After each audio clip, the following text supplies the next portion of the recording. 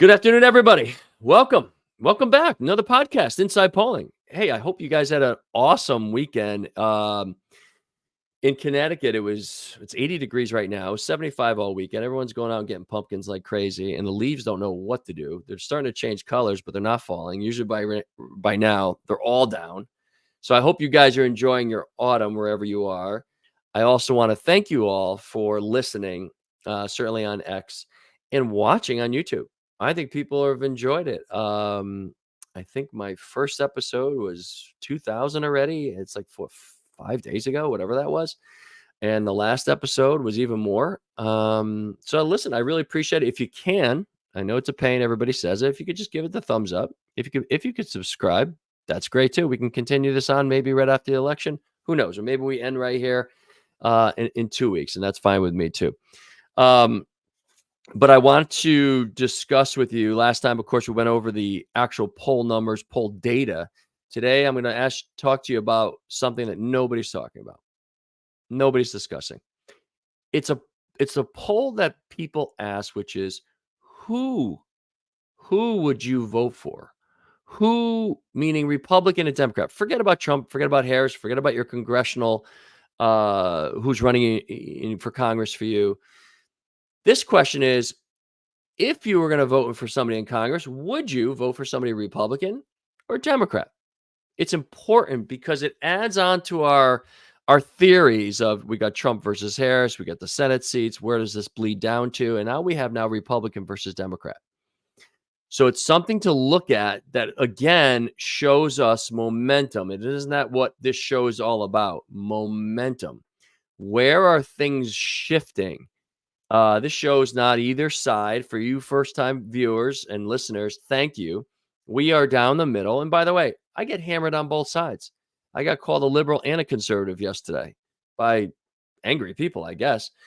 And I first of all, I write all you back. I thank you for listening. So the comments, they're not going to affect me, but I just want to let you know, it's down the middle, and everybody's has the right to their view, and that's what's awesome. That's what's awesome.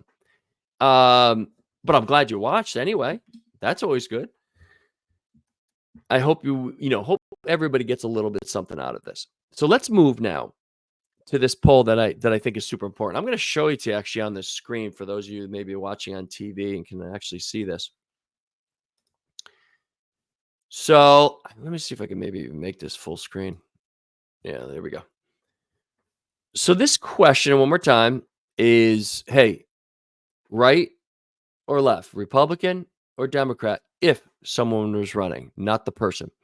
And let's see if we can catch any momentum, all right? I'm going to show you, like we always do, what the poll was before. Super critical, what the poll was before versus now.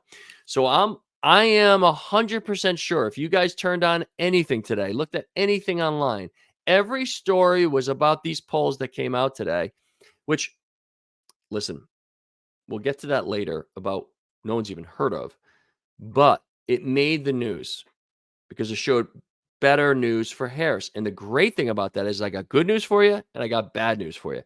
And that's the basis of the show today. There's good news and there's bad news, depending on whoever you're leaning toward. If you're here and you're leaning to somebody, and I think you got to remember one thing.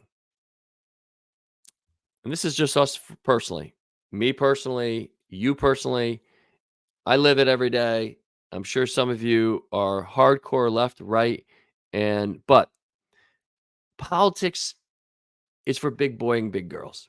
You got to put your pants on tight and you got to buckle up. If you live in a world where the sensitivity is going to get to you and the tough politics is going to get to you, or Harris said this about Trump, Harris lied about Trump, Trump's lying about Harris. I can't believe Trump did that about Harris. Guys, get over it. Get over it, because this is what it's about. You may not be old enough to see tough elections before. And I was involved in 4 of them personally. But in 80, brutal. 84, nasty.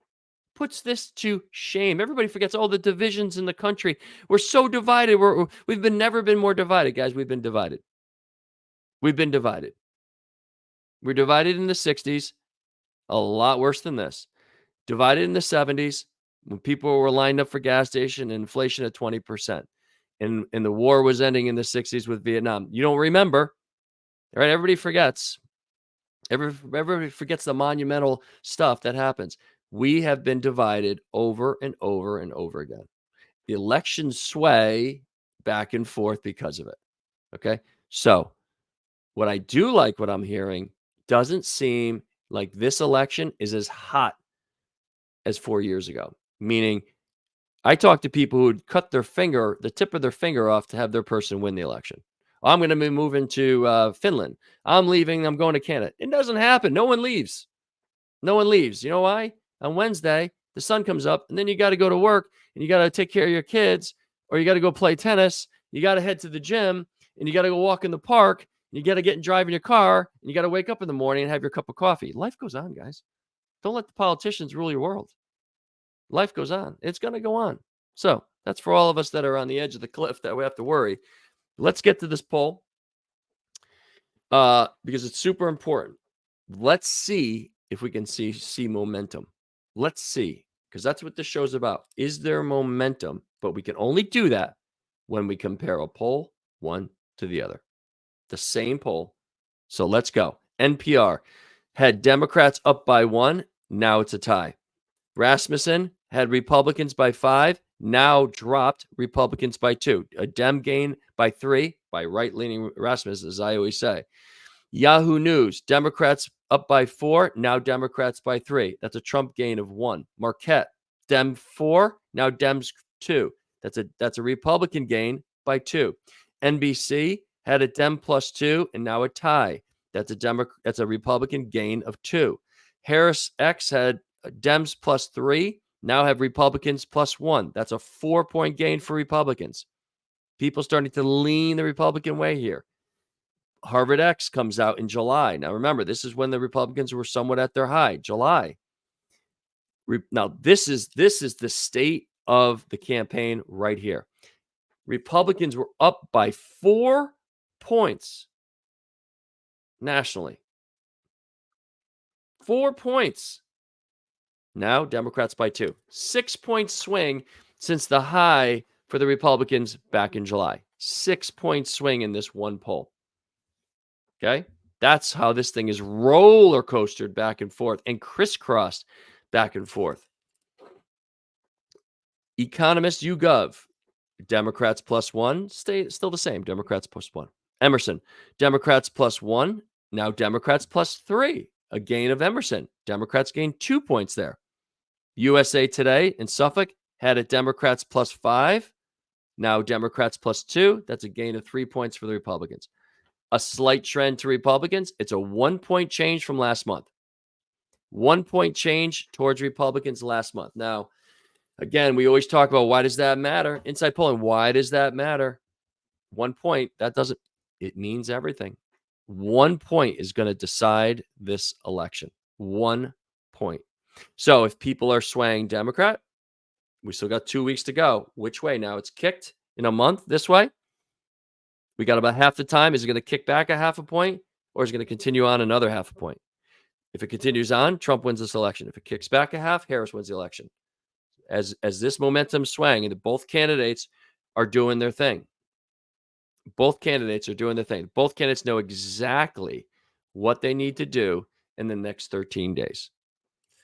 So now that we saw the congressional seats, let's go to the national and see where this takes us. There's only been a couple. So let's get, there we go.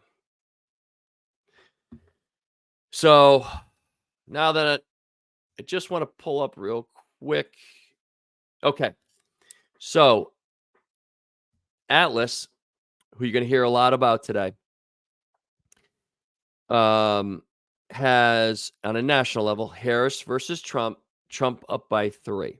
I don't believe that poll being fully 3. I could see even. I could see 1. A Trump plus 3, that would be a national blowout. Tough for me to believe that. Hey, who am I? USA Today has Harris plus 1. Let me just check on what that was last time. That's USA Today Suffolk. Okay, so they did not do a poll last time. Harris +1 nationally looks like a pretty good number compared to where we've been, right?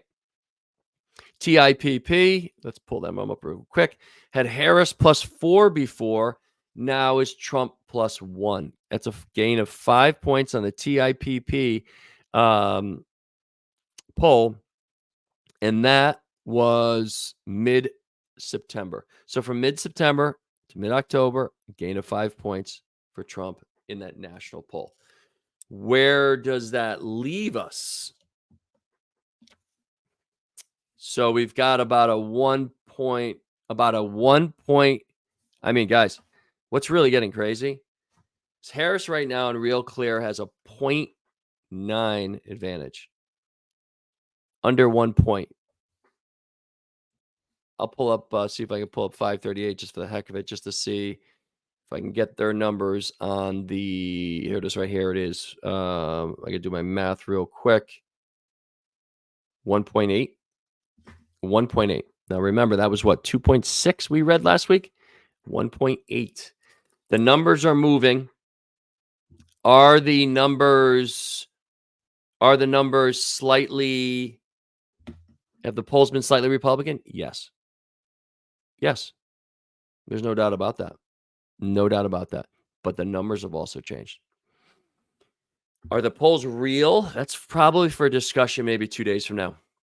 Let's get some more modern traditional polls. I shouldn't say modern, traditional polls, and then we got to take them on, because the traditional polls are also shifting. Let's not fool ourselves there also. So let's go to some state polls, and I'm sure every single one of you, this is what bothers me, heard about a polling company that came out today. It made massive amounts of press. It made all the news because for the first time in maybe 2 weeks, Harris had good numbers in some states. So this polling company, I mean, Shar School did it with Washington Post. If they didn't with Washington Post, I wouldn't be reading these. These did not make the Real Clear Politics polls. 538 almost lets in everybody. So 538 takes in more polls, gets a wider average. I mean, you can listen, there are polls out there that will show you a 10-point lead for both candidates. I mean, it's just a bunch of BS. But Shar poll school, has anybody heard of that as a polling company? I haven't in 4 years. But Washington Post was part of it. Okay. I'm going to read you these polls.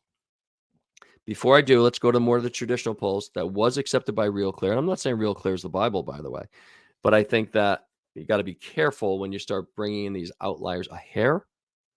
But it's good news for Harris. And that's what this is about today. Good news, bad news. Remember? Good news, bad news. I'm going to have good news and bad news for both of you. Let's get to Saturday's numbers first. Atlas came out. Another company that has been critiqued, but it's important to tell you the polling numbers from Atlas. They made Real Clear. And I'm going to read you these and see what you think. Pennsylvania, Trump by 3. Michigan, Trump by 3. Wisconsin, Harris by 1. That's the state that Trump's having the hardest time in. Georgia, Trump by 2. You say, geez, this is just a Trump poll. Harris in North Carolina up by 2. Arizona and Nevada tied.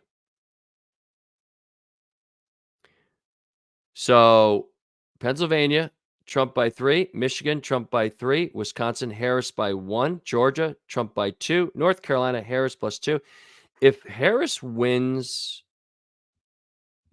Georgia or North Carolina, and North Carolina here has her up by 2, it's a devastating blow to the formula for Trump. Devastating. And Nevada and Arizona was tied. Now, with that, we're going to go Sunday's polls, which is Pennsylvania. And we've got Trafalgar going at Trump +3. It is a right-leaning poll. They did incredible in 16, and they blew it in 20. But they've got Trump +3, not surprising, with that. And I just wanna see real quick if let's go real quick to see if Atlas did any polling there before, because it wasn't coming up. And let's see if I got it here. Let's go to Atlas real quick. Yeah, Trump +3 in Pennsylvania before was a tie. Okay, and let's just do. We'll go to Michigan here. And sorry about doing this on the fly to you guys. So Atlas had it Trump +4. That is a drop of 1 in Michigan. That's a Harris gain by 1 there. We're going to go to Wisconsin real quick. And let me pull up the Harris and pull up the Atlas, excuse me. That was a Trump +2 before, and now is a Harris 1. Okay, that is another pickup by Harris of 3 points. Okay, very good for the vice president. Let's go to Georgia. And this is how you got to do it, guys. You can't compare poll to poll. It's got to be the same poll, right? Let's go to Atlas. They went from Trump 1 to Trump 2 in Georgia. We're going to go down to North Carolina now real quickly. And this is going to be Harris 3 to Harris 2. That is a gain of 1. And let's look at Arizona and Nevada. Arizona is going to be a Trump 1 to a tie. That is another Harris gain of 1. And let's do Nevada to finish up. And sorry, we didn't have this data before, because these just popped up. And this is a Harris +3 before in Nevada and is now a tie. These are all over the place. These are all over the place, but that's good. This run of polling has been more regional than I think I've ever seen. You could see Harris making inroads on North Carolina. North Carolina was 2 points before, 1 point last time. You could see the inroads on North Carolina. Matter of fact, let's just go to North Carolina real quick. Let's do it here, and we'll do it together. These are the last polls. Trump up by 1, a tie. Trump up by 1, Trump up by 2, Trump up by 5, Harris by 3, a tie, Harris +2. The last 3 polls, Harris by 3, a tie, and Harris +2. The average for Trump right now is down to 0.5, half a percentage point. So let's go through the averages on all of them and see where we are as we wrap up here. Now,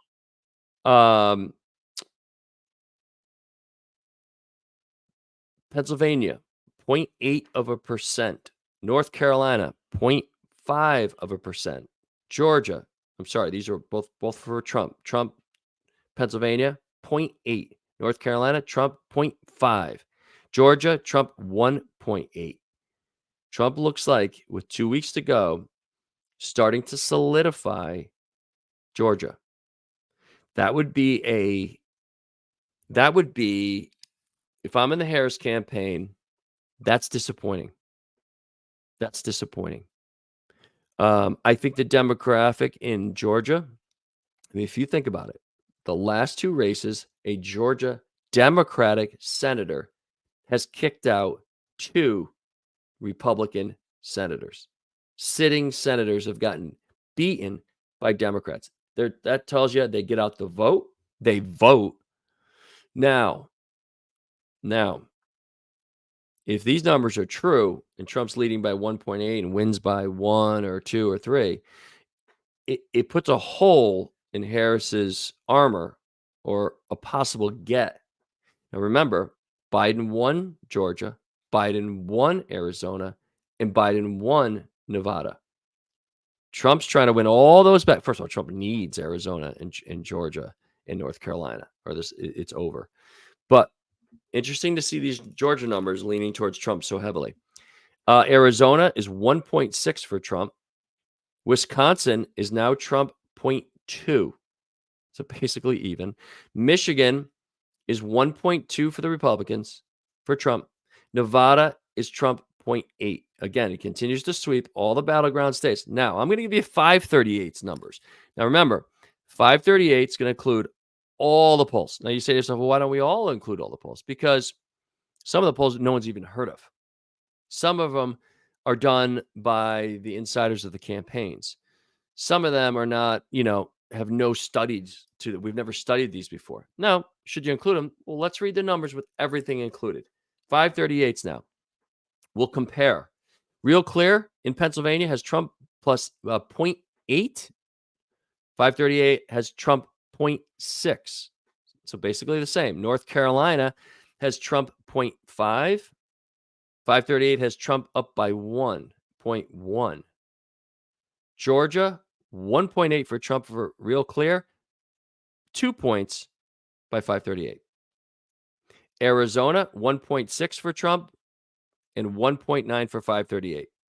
Wisconsin is 0.2 for Trump by Real Clear and even in 538. Michigan, 1.2 for Trump. The Dems by 0.1. Okay, 0.1. Nevada, Trump 0.8, Real Clear, 538. Dems by Harris by 0.2.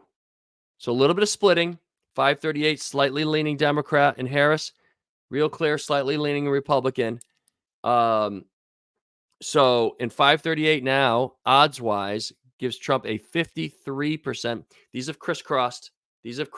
All the way a couple shows ago. We talked about it. Trump now leading in the percentage vote, 53% chance of winning, and that is because of Pennsylvania. This whole thing is going to be weighing on Pennsylvania, as we all know. Just to wrap up Senate races, I want to show you a couple of the averages.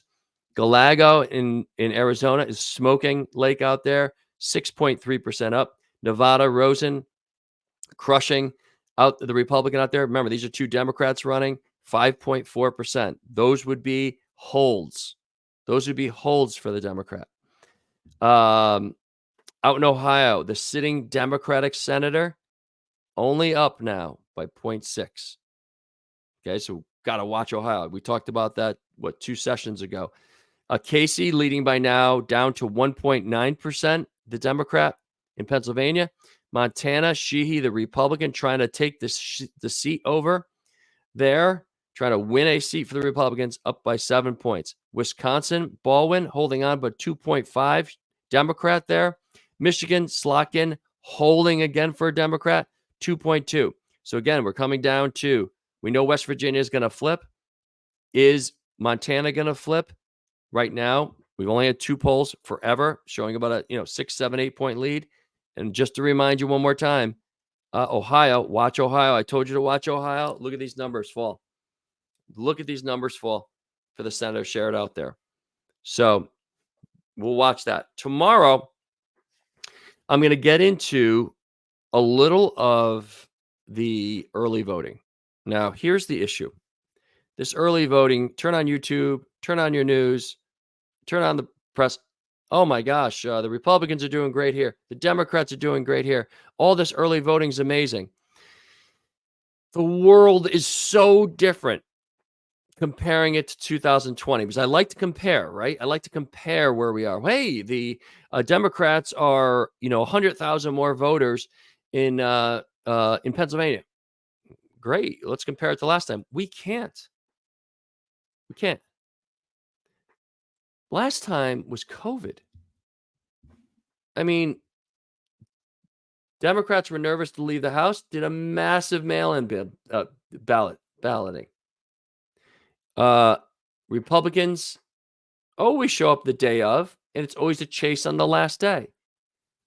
So be careful what you're listening to, Be careful when you hear about, because it's also another scenario, right? So where we already know Democrats vote by mail, vote in person.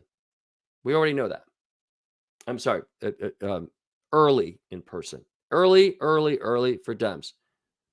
Huge majority. But now it's not COVID. The Democratic vote doesn't need to come out early.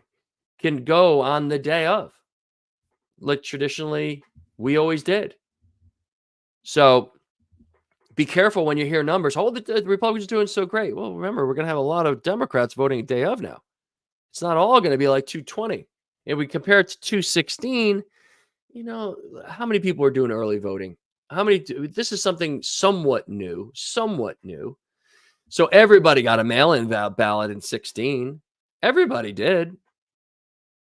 But it's going to be different. So be cautious. I'm going to do a little studying to see if I can figure it out a little bit for you. Yes, we can see how many Republicans came out, how many Democrats came out, but which cities were they? It's tough. It's tough. Very tough. And again, we talk about the independents like they're nothing. I watched numbers coming in. We had 40,000 independents. No one even talked about it. Well, the Democratic wall, right? We got to, this is going to be a mass. Look at all the Democrats that came out. What about all the Republicans? How do you know the independents? How do you know which way they're voting? You think they're 50-50? I don't know, right? Depending on the state.